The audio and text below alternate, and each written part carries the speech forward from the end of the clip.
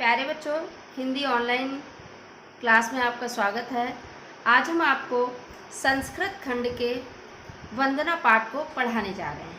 ठीक है, हिंदी का जो संस्कृत खंड है उसका पहला पाठ है वंदना, वो हम आपको पढ़ाने जा रहे हैं। ध्यान से सुनिएगा और अपनी पुस्तक, अपनी कॉपी, अपनी पेंसिल अपने साथ में अवश्य रखिएगा। ठीक है। विश्वानी, विश्वानी मतलब संपूर्ण, सारा, पूरा विश्व। ठीक है ना, संपूर्ण। देव, देव। सविता, सविता कहते हैं सूर्य। दुरितानी, दुरितानी कहते हैं बुराइयाँ, बुराइयाँ या पाप, कुछ भी कह सकते हैं। ठीक है ना, पापों को, बुराइयों को। पराशुभ मतलब नष्ट कीजिए, नष्ट कीजिए या समाप्त कीजिए। ठीक है ना। यद, जो। भद्रम, भद्रम मतलब कल्याणकारी, मंगलकारी, शुभ, अच्छा।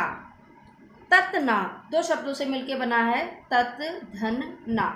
ठीक है। तत् मतलब वह, ना हमें। आशुभ मतलब प्रदान कीजिए,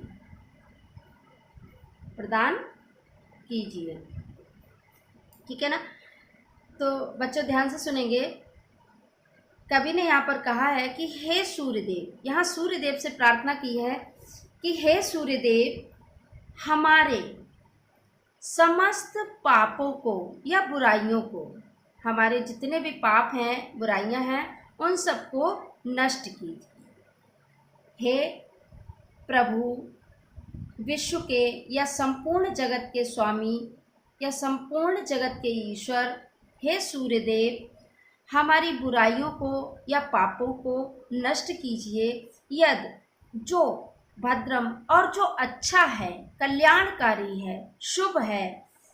तत्, वह ना हमें अशुभ प्रदान कीजिए, और वह हमें प्रदान कीजिए। क्या कहा है कवि ने कि हे संपूर्ण जगत के स्वामी, हे सूर्यदेव, जो बुराइयां हैं, पाप हैं, उन सबको नष्ट कीजिए, और जो कल्याणकारी है वह हमें प्रदान कीजिए। ठीक है ना बच्चों, जो कल्याणकारी है वह हमें प्रदान कीजिए। दूसरा श्लोक देखेंगे। ईशावास्यम इदम सर्वम यत् किंच जगत्याम जगत तेन त्यक्तेन भुंजीता माँ ग्रधा कश्चित धन। देखिए, ईशा, ईश्वर, परमात्मा। ईशा मतलब परमात्मा। जब भी कोई बड़ा शब्द होता है संस्कृत का, यदि हम उसको पढ़ नहीं सकते हैं, हिंदी में हो, संस्कृत में हो, तो उसको हम संधि विच्छेद कर लेते हैं। संधि मतलब जोड़ना, विच्छेद मतलब अलग करना। शब्दों को हम अलग कर लेते हैं, इसलिए यहाँ पे हमने कर लिया ना, ईशा वास्यम इदम। ईशा वास्यम इदम, परमात्मा। वास्यम मतलब जो व्याप्त है, वास है, क्योंकि ईश्वर का वास तो सभी में है ना। इदम, ये सर्वम, सभी में। यत् किंच जगत्याम, जगत, जगत्याम संपूर्ण संसार में, पृथ्वी पर। ठीक है ना। तेन, त्यक्तेन, तेन उसका। त्यक्तेन मतलब त्याग पूर्वक, त्यक्तेन मतलब त्याग पूर्वक, त्याग पूर्वक। भुंजीता, भुंजीता कहते हैं भोग करो, भोग करो। भुंजीता मतलब भोग करो। ग्रधा कहते हैं लोभ या लालच। ठीक है ना। तो कवि यहाँ पर कहता है कि ईश्वर के द्वारा, परमात्मा से जो सब कुछ है, या ईश्वर संपूर्ण जगत में ईश्वर से ही जो व्याप्त है, सब कुछ जो जितना कुछ संसार में है वह सब ईश्वर के द्वारा ही व्याप्त है, या सभी में ईश्वर का ही वास है। इसलिए उसका त्याग पूर्वक भोग करो, उसका त्याग पूर्वक भोग करो। माँ, मत करो। ग्रधा, लोभ। कश्चित धनम, और किसी के भी धन का लोभ मत करो। क्या कह रहा है कवि? कवि ने बताया कि ये संसार में जो संपूर्ण चराचर संसार है, इसमें सब ईश्वर के द्वारा ही व्याप्त है, सब में ईश्वर का वास है। इसलिए त्याग पूर्वक उसका उपभोग करो, और लोभ मत करो, किसी के भी धन का लालच मत करो, किसी के भी धन का लोभ मत करो। ठीक है ना बच्चों। अगला देखिए, तीसरा श्लोक पढ़ेंगे हम लोग। सह न अवतु सहनो भुनक्तु सह वीरम करवावहे तेजस्व नाम अधितमस्तु माँ विदुषावहे। देखिए सह नौ, नौ और अवतु, देखिए बच्चों यहाँ पर अयादि संधि है, नौ धन अवतु, ठीक है ना, अयादि संधि है, आप नोट कर सकते हैं, अयादि संधि, ठीक है ना। सह साथ साथ, नौ हम दोनों, अवतु रक्षा करें, हम दोनों की रक्षा। यहाँ गुरु और शिष्य के बारे में बताया गया, ठीक है, गुरु और शिष्य के बारे में है। सह साथ साथ, नौ हम दोनों की, भुनक्तु, भुनक्तु मतलब पालन पोषण करें, साथ साथ हमारा पालन हो, भरण पोषण हो। सह वीरम करवावे, सह और साथ साथ, वीरम पराक्रम करें, हम दोनों साथ साथ पराक्रम का कार्य करें, साहस का कार्य करें, तेज युक्त कार्य करें, अच्छा कार्य करें, ठीक है ना। तेजस्व नाम अधितमस्तु, अधितम कहते हैं अध्ययन, पढ़ाई, ठीक है ना।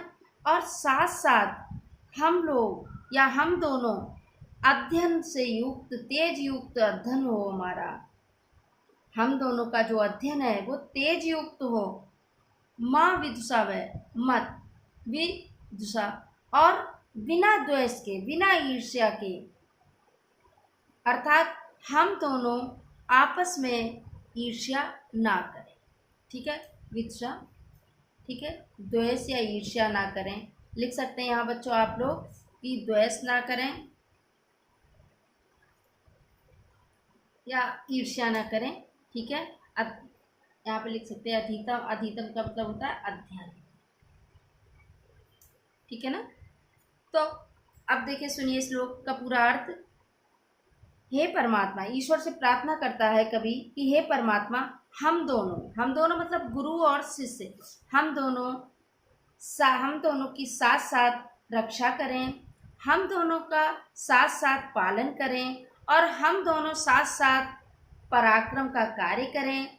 हम दोनों का जो अध्ययन है वो तेज युक्त हो, और हम दोनों परस्पर या आपस में द्वेष ना करें, ठीक है ना। अगला चौथा श्लोक देखेंगे।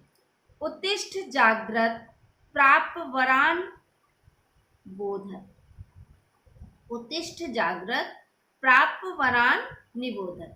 देखिए कवि ने यहाँ पर क्या कहा है, कवि यहाँ पर कहता है कि उत्तिष्ठ, उत्तिष्ठ मतलब उठो, उत्तिष्ठ मतलब उठो, उत्तिष्ठ उठो, जागृत जागो,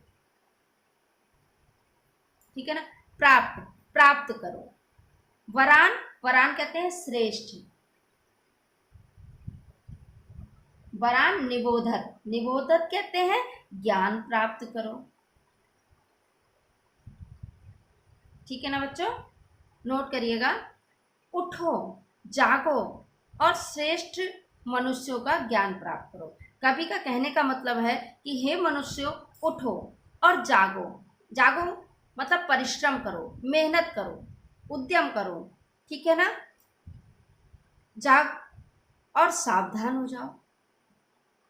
उत्तिष्ठ, उठो, परिश्रम करो, मेहनत करो, जागो, सावधान हो जाओ, ठीक है ना, सावधान रहो। और श्रेष्ठ, वरान मतलब श्रेष्ठ मनुष्यों से या उनका साथ करके या उनके साथ में रहकर ज्ञान प्राप्त करो, ठीक है ना। अब अगला श्लोक देखते हैं, 5वां। यतो यथा समीहसे ततो नो अभयम कुरु सन्नः कुरु प्रजाभ्यो अभयम न पशुभ्य। क्या कहा है कवि ने, यतो यथा, यतो यथा मतलब जिस जिससे, यथा यथा जहाँ जहाँ से, जिस जिससे, जहाँ जहाँ से, लिख सकते हैं बच्चों, ठीक है ना, जिस जिससे, जहाँ जहाँ से, कुछ भी आप बोल सकते हैं यहाँ पे। समीह से मतलब चाहते हो, ये आपके ऊपर है, ये ईश्वर के ऊपर छोड़ दिया है कि हे प्रभु आप जिस जिससे चाहते हो। ततो नो उभयम, तथा वहाँ वहाँ से या उस उससे, ततो उस उससे लिख सकते हैं, ठीक है, या वहां से उस उससे नो हमको, अभयम मतलब निर्भय, कुरु मतलब करो।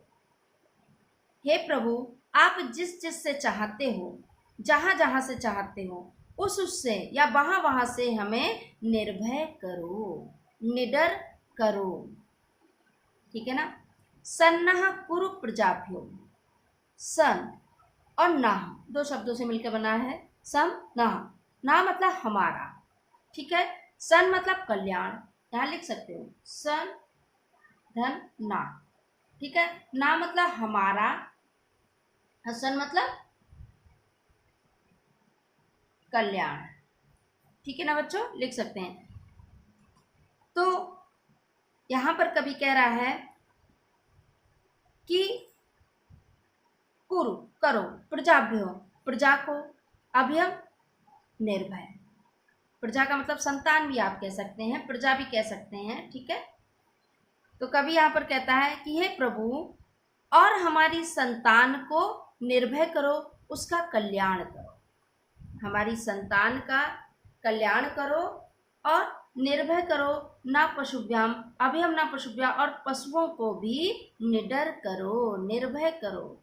हमारी प्रजा का कल्याण करो और हमारे पशुओं को भी निर्भय करो, निडर करो।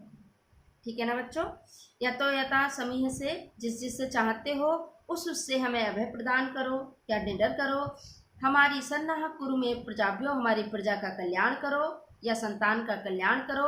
अभी हम ना पशुभ्या, और हमारे पशुओं का भी निर्भय करो या पशुओं को भी निडर करो। ओके बच्चों, देखिए इस संस्कृत खंड में सिर्फ पाठ का अनुवाद ही आता है, और इसमें कोई भी जो इसकी एक्सरसाइज दी हुई है, ये कोई भी एक्सरसाइज नहीं आएंगी बच्चों, इसलिए इनको कोई नहीं करेगा। सिर्फ इनका संकेत डालकर अर्थ लिखेंगे, अनुवाद करेंगे, बाकी कुछ नहीं करेंगे। अब हम आपको अनुवाद कैसे लिखते हैं, संकेत डाल के कैसे करते हैं, ये हम आपको बताएंगे। देखिए बच्चों, अब हम आपको बताएंगे कि श्लोकों का अर्थ कैसे लिखना है। सबसे पहले कॉपी पे दिनांक डालते ही हैं, पाठ डालिएगा, वंदना पाठ, श्लोकों का अर्थ या अनुवाद। ठीक है। संस्कृत में अनुवाद भी लिख सकते हैं। सबसे पहले हम संकेत डालेंगे, जिस श्लोक का हम लिखेंगे उसका हम संकेत डालेंगे। तो पहले हमने संकेत डाला है, पहला श्लोक, विश्वानि देव सविता दुर्तानि पराशु, इसका हमने संकेत डाला है विश्वानि देव और आसु। इस तरह से कॉपी पे लिखेंगे, लाइन को टच करके ही लिखेंगे। ठीक है। इसको हम कुछ अच्छा बनाने के लिए यहाँ पे स्टार लगा सकते हैं, बिंदु दे सकते हैं, कॉपी में अच्छा बन लगेगा। संदर्भ लिखेंगे, संदर्भ नीले पेन से हम लिखते हुए प्रस्तुत श्लोक,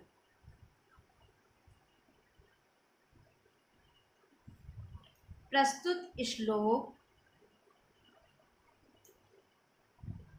हमारी पाठ्य पुस्तक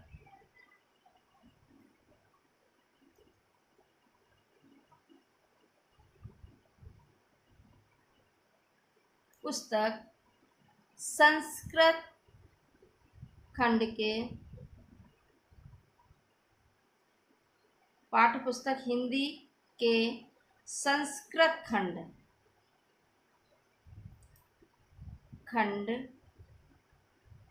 के वंदना नामक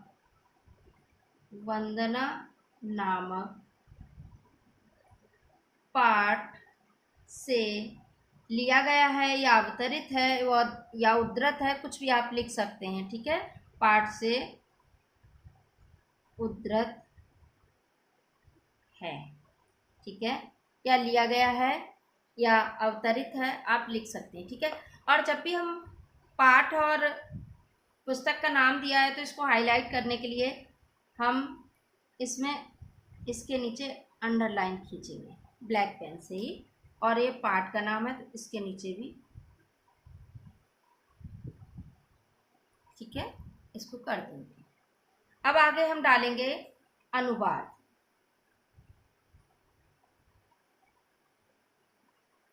ठीक है ना बच्चों। अनुवाद डाल के हम इसको लिखेंगे। हे सूर्यदेव, कवि ने यहाँ पर सूर्यदेव को संबोधित किया है। हे सूर्यदेव, यहाँ पर संबोधन चिन्ह लगाएंगे, ठीक है। हे सूर्यदेव, फिर देखिए विश्वाणी, हे सूर्यदेव, संपूर्ण विश्व के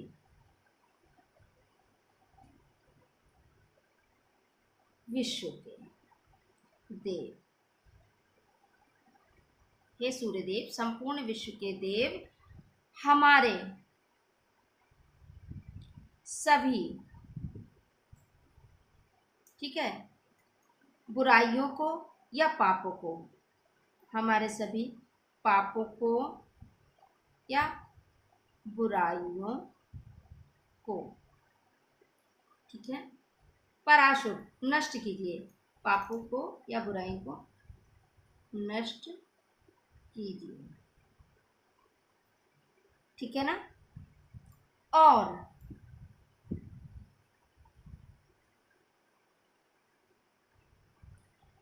जो कल्याणकारी है,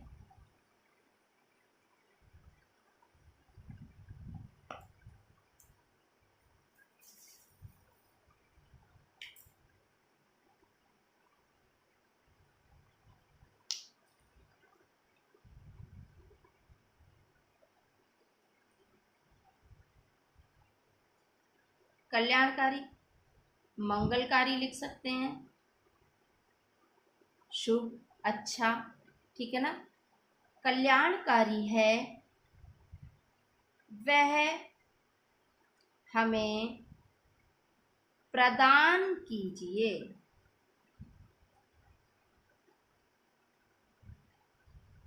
ठीक है ना बच्चों। इस तरह से आप लिख सकते हैं। और अगर आपको कुछ इसमें विशेष बताना है कि हाँ इस श्लोक में क्या बताया गया है, तो आप नीचे हेडिंग डाल सकते हैं विशेष, और लिख सकते हैं प्रस्तुत श्लोक में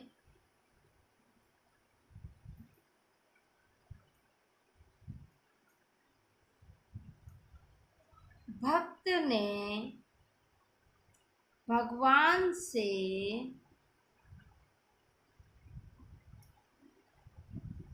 बुराई को दूर करने की तथा अच्छाई